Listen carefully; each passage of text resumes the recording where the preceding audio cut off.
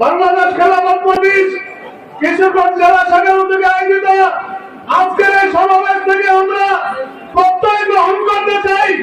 বাংলার প্রতিটি ঘরে ঘরে আল্লাহ রাব্বুল আলামিন আমাদেরকে যে রকম খলিফা বানিয়ে দুনিয়াতে বানাইছেন, প্রত্যেকটা ঘরের মধ্যে আমরা খেলাফতের দাওয়াত পৌঁছাবো ইনশাআল্লাহ।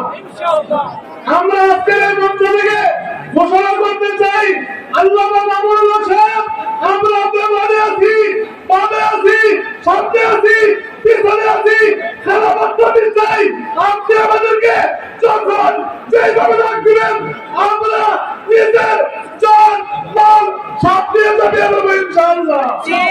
সম্মানিত উপস্থিতি, আজকের এই নৈরাজ্য বিরোধী শান্তি প্রতিষ্ঠায় আমরা অঙ্গীকারবদ্ধ হতে চাই। 1989 সালে শান্তি প্রতিষ্ঠার লক্ষ্যে শাইখুল হাদিস আল্লামা আজিজুল হক রহমাতুল্লাহি আলাইহি